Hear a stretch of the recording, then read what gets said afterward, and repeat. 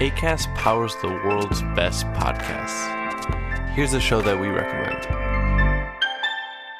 These three people knew each other, and they're all either dead or missing. There's something big about what's going on. There's something crazy about this case. Just somebody tell me where they are, and we will go get them. I will go dig. I will go dig, and I will find them. I gotta find her to hold her one last time, even if it is just her bones. This is the story of the Bakersfield Three, a Case File Presents podcast, available now wherever you get your podcasts. Acast helps creators launch, grow, and monetize their podcasts everywhere. Acast.com. On today's Smart 7, Rishi hints at tax cuts, Boris was bamboozled, and lots more.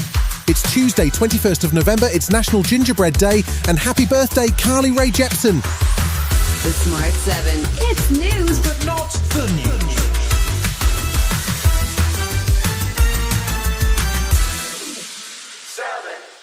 Wednesday sees Chancellor Jeremy Hunt address the nation as he presents the autumn statement. It's one of Rishi's last chances to change the narrative around the economy and try to regain some ground on Labour in the polls.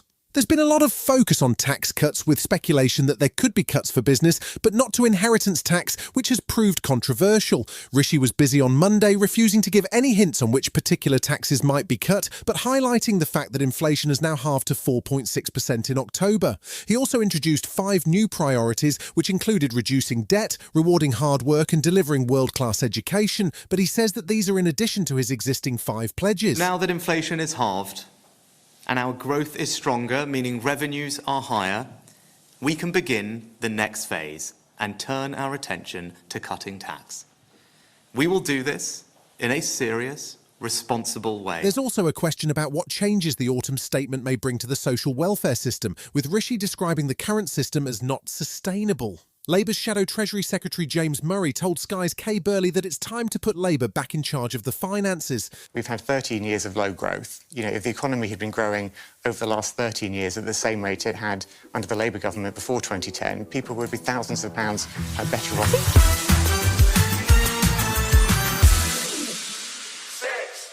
The COVID inquiry was back in action on Monday, with the government's chief scientific officer during the pandemic, Sir Patrick Vallance, in the witness box. His diaries have been quoted extensively in the testimony so far, but he says he never intended them to be made public, that they were more of a brain dump than anything. These were private thoughts. They were instant reflections from a day. I had no intention whatsoever of these ever seeing the light of day or me looking at them again. His testimony on the Eat Out to Help Out scheme appears to conflict with the then-Chancellor Rishi Sunak's written evidence, as Sir Patrick says scientists were deeply concerned about the impact of the free meals scheme on transmission of the virus. He testified that he believed the UK had been too slow to act on things like lockdowns, and that the leadership in Number 10 was inconsistent and indecisive. He also spoke extensively about how difficult it had been to explain scientific concepts to Prime Minister Boris Johnson, describing him as bamboozled by some of the maths behind exponential growth, and that briefing Boris was hard work. I think I'm right in saying that the Prime Minister at the time gave up science when he was 15, and I think he'd be the first to admit it wasn't his forte, and that he did struggle with some of the concepts, and we did need to repeat them often.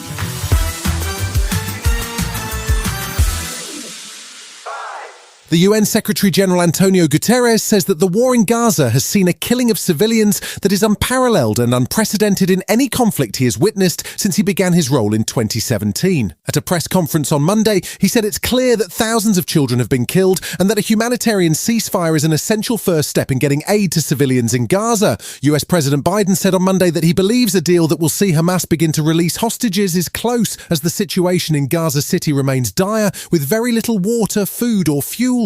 With 1.6 million people displaced from their homes and seeking shelter, Richard Brennan, the Regional Emergency Director of the World Health Organization, says the poor sanitation is contributing to huge public health risks. We could be on the precipice of major disease outbreaks. We're trying to address that as best we can, but putting in disease control efforts in these overcrowded, unsanitary contexts is incredibly difficult. Argentina has a new president, but the bad news is he makes Donald Trump look sane and measured. He is Javier Milei, better known as El Loco, and he just won the presidency in a landslide victory. He's a far-right politician in the mode of the Donald and former Brazilian president Jair Bolsonaro, both of whom greeted his election with delight. He's relatively new to politics, with previous jobs including performing in a Rolling Stones cover band and appearing as an economic pundit on TV. He's pledged to rescue Argentina from its current economic woes and drive leftists out of politics. If you think differently from them, they will kill you. That's the point. You can't give shit leftists an inch. If you give them an inch, they will use it to destroy you. You don't negotiate with trash, because they will end you. Still to come on the Smart 7, England tackle Macedonia's minnows and Aquaman returns right after this. When you save on auto insurance for driving safe with USAA Safe Pilot, you'll feel like a big deal, even in a traffic jam. Save up to 30% with USAA Safe Pilot. Restrictions apply. Welcome back. There was more Euro 2024 qualifying on Monday night, but as England was already guaranteed a place, their away game against Northern Macedonia wasn't expected to be too dramatic. However, the hosts took a first-half lead, going into half-time 1-0 up and potentially causing serious embarrassment for an England side that won the home fixture 7-0. It took a second-half intervention from Harry Kane to level the game, and it finished 1-1. That sees England unbeaten in 2023 and top seeds for Euro 2024. Manager Gareth Southgate spoke after the game. The quality with the ball was good on a very difficult pitch. It was probably just that finish, that final pass, which was difficult to find against their defence. But I thought lots of positive performances.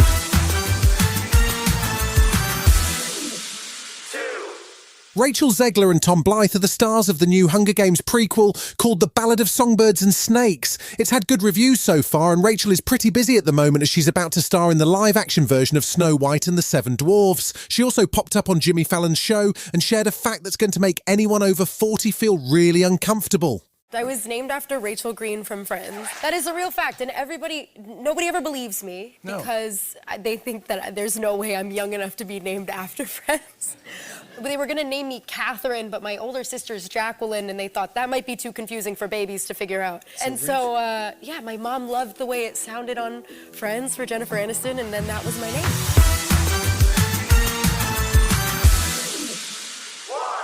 It seems as though the world has gotten bored of superhero movies at the moment. Marvel's The Marvels has had a terrible opening at the box office, and DC's The Flash didn't exactly break any records either. So it's a case of flippers crossed for Jason Momoa's billion-dollar superhero vehicle Aquaman, which drops its sequel in December. He'll be hoping it'll make a big splash, but it was delayed after early audience testing went badly. That led to changes, including Amber Heard's role being reduced. In fact, she doesn't even make an appearance in the trailer.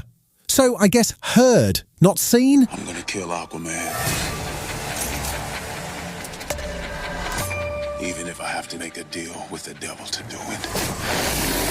Free me from my prison, and all my power will be yours. The key to this prison is the royal bloodline itself. You've been listening to The Smart 7. We'll be back tomorrow at 7 a.m. Hit that follow button and have a great day. Give us 7 minutes and we'll give you the world. Hey, it's Ryan Reynolds, owner and user of Mint Mobile. And I am recording this message on my phone. I'm literally on my Mint phone. Why? Because fancy recording studios cost money. And if we spent money on things like that, we couldn't offer you screaming deals. Like if you sign up now for 3 months, you get 3 months free on every one of your plans, even unlimited. Visit mintmobile.com/switch. Limited time new customer offer. Activate within 45 days. Additional taxes, fees, and restrictions apply. Unlimited customers using more than 40 gigabytes per month will experience lower speeds. Video streams at 480p. See mintmobile.com for details. Acast powers the world's best podcasts. Here's a show that we recommend. These three people knew each other, and they're all either dead or missing. There's something big about what's going on. There's something crazy about this case. Just somebody tell me where they are, and we will go get them. I will go dig. I will go dig, and I will find them. I gotta find her to hold her one last time, even if it is just her bones. This is the story of the Bakersfield 3, a Case File Presents podcast, available now wherever you get your podcasts. Acast helps creators launch, grow, and monetize their podcasts everywhere. Acast.com.